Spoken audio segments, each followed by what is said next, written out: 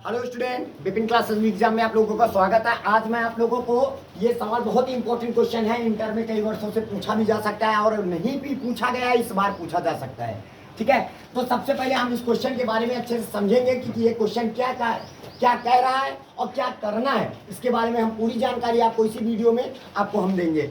तो सबसे पहले हम क्या करेंगे, क्वेश्चन को अच्छे से पढ़ेंगे और इसके हर एक पहलू के बारे में अच्छे से हम समझेंगे, तत्परांत हम इस सवाल को सॉल्व करेंगे। बात आ रही समझ में? तो बच्चे कहीं जाएंगे नहीं, पूरा वीडियो को अंत तक देखिए ताकि ये पूरा क्वेश्चन आपको अच्छे से समझ में आ जाए। और इस क्वेश्चन की सबसे बड़ी खासियत होती है कि अगर आपको समझ में आ गया तो आप किसी और को इसको बांटे, क्योंकि ये शिक्षा है। शिक्षा को जितना बांटोगे उतना बढ़ता है। एक ऐसी चीज है, यानी पृथ्वी में एक ऐसी चीज है, जितना बांटोगे ये उतना ही आपके पास बढ़ेगा। तो हम अब इस क्वेश्चन को स्टार्ट करते हैं। कहता है दर्शाइए कि, मतलब दर्शाना क्या, मतलब आपको सिद्ध करके दिखाना है कि कोई जो फलन gx है वो x माइनस का, इसको बोलते हैं ग्रेटेस्ट इंटीजर फंक्शन। क्या बोलते हैं इसको?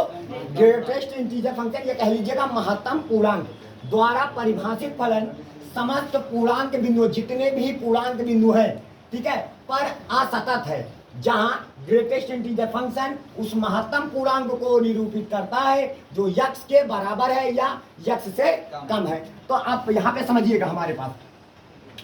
तो आप सबसे पहले तो यहाँ पे क्या करना है कि आप कोई संख्या रेखा, ग्रेटेस्ट इंटीजर फंक्शन क्या होता है पहले उसके बारे में हम आपको बताएंगे।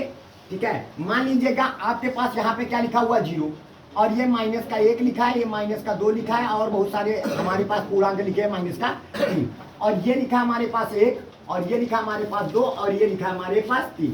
जैसे हम आपसे कहें कि चलिए इसका मतलब होता है ग्रेटेस्ट इंटीजर फंक्शन यानी महत्तम पूर्णांक। क्या होता है इसको, क्या बोलते हैं इसको?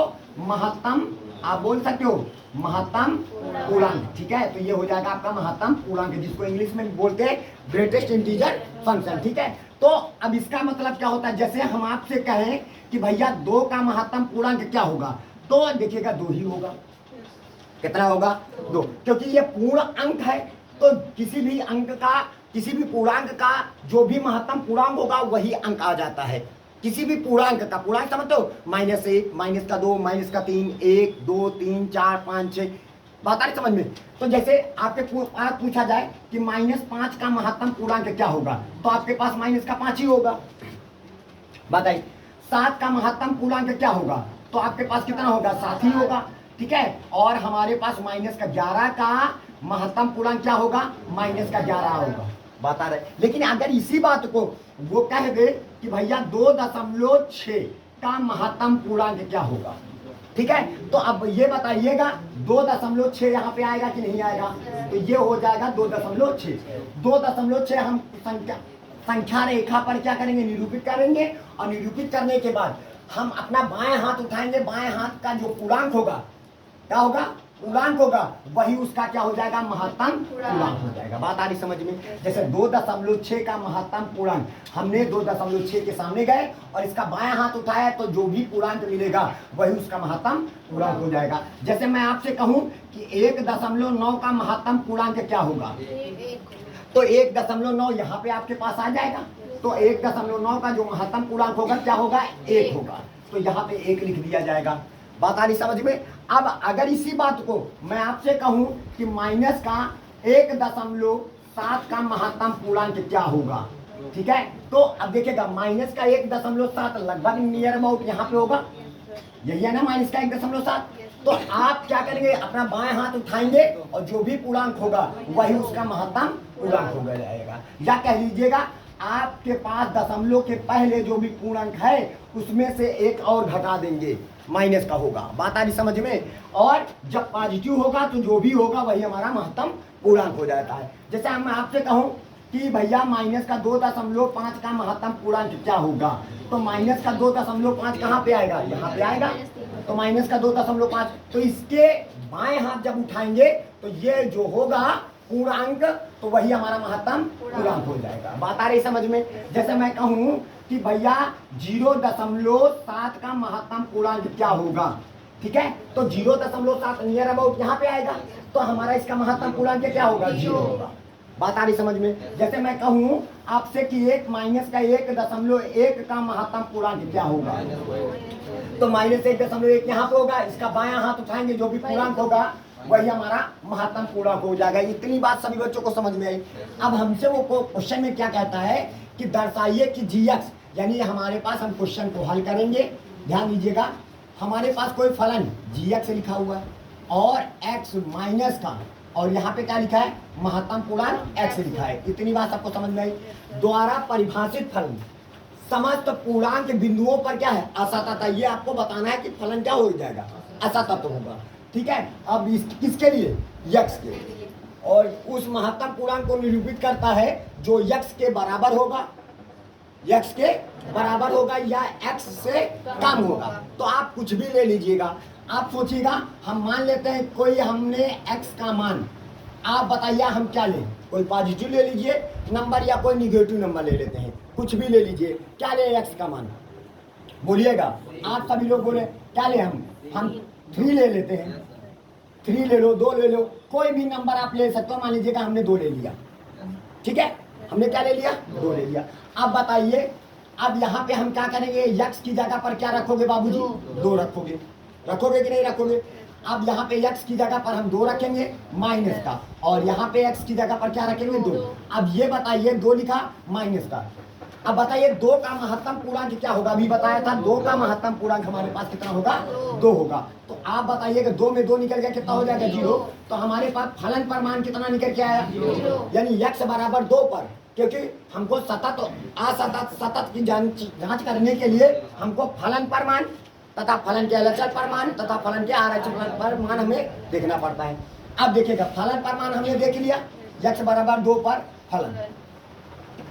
अब हम किस पर चेक करेंगे, अब हम एलएचएल पर चेक करेंगे। एलएचएल का मतलब होता है बाबूजी, जैसे मैं x बराबर किस पर चेक कर रहा हूँ, 2 पर, किस पर चेक कर रहा हूँ। अब हम एलएचएल का मतलब होता है इस साइड में, यानी 2 से कम के लिए ये माइनस होता है, यानी 2 से कम। और आरएचएल का मतलब होता है 2 से ज्यादा होना। कितना, 2 से ज्यादा होना। तो सबसे पहले हम एलएचएल की बात करेंगे। तो आप यहाँ पे लिमिट रखोगे, x टेंस टू क्या हो जाएगा, -2 से कम। अब 2 से कम के लिए फलन तो एक है हमारे पास, x माइनस का महत्तम पूर्णांक, ठीक है। अब कम तो कितना कम, तो x बराबर 2 माइनस का क्या हो जाएगा, x बराबर हमारे पास क्या आ जाएगा, बोलिएगा। x की जगह पर हम कितना रखेंगे, 2, और 2 माइनस का क्या हो जाएगा, h, क्योंकि 2 पर चेक कर रहे हैं। तो x की वैल्यू हमारे पास कितना है, 2 से 2 कैंसिल हो जाएगा, h बराबर क्या हो जाएगा, 0। अब इधर आ जाएंगे, ठीक है, ये हो जाएगा। अब इसके बाद यहाँ पे लगाएंगे लिमिट, h टेंस टू क्या रखेंगे, 0। ध्यान देना बेटा, अब x की जगह पर हम क्या रखेंगे, 2 माइनस का h हो जाएगा, हो गया। अच्छा, फिर इसके बाद माइनस का महत्तम पूर्णांक रखेंगे, 2 माइनस का क्या हो जाएगा, h हो जाएगा। अब ये बताइएगा, चलिए अब बताइएगा, हम यहाँ पे लिमिट तो करेंगे नहीं अभी। अब बताइए, अगर हम 2 से घटाते हैं, कुछ भी घटाएंगे, मान लीजिएगा हमारे पास यहाँ पे 2 है, अगर हम 2 में कुछ भी घटाया तो लगभग 1.9 आ जाएगा।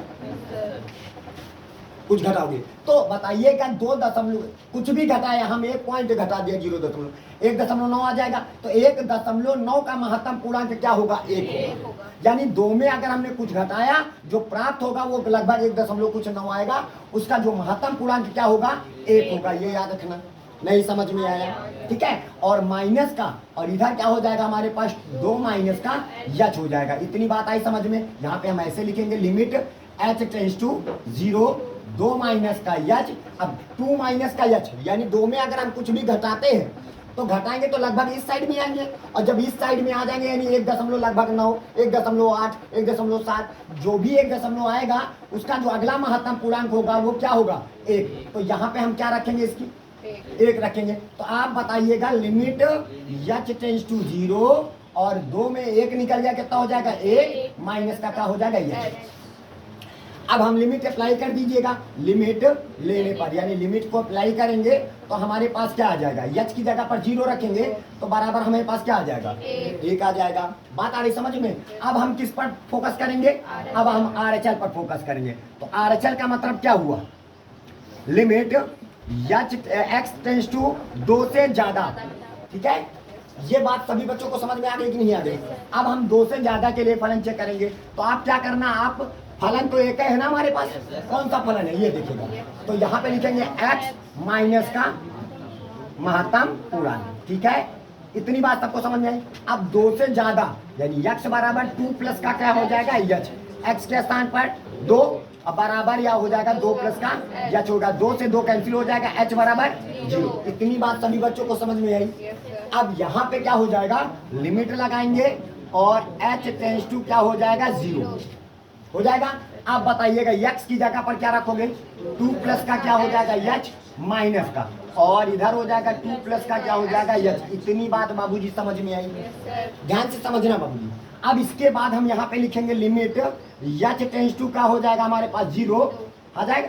अब यहाँ पे 2 प्लस का क्या हो जाएगा h। अब समझिएगा यहाँ पे कौन सा, ये तो ऐसे उतर जाएगा।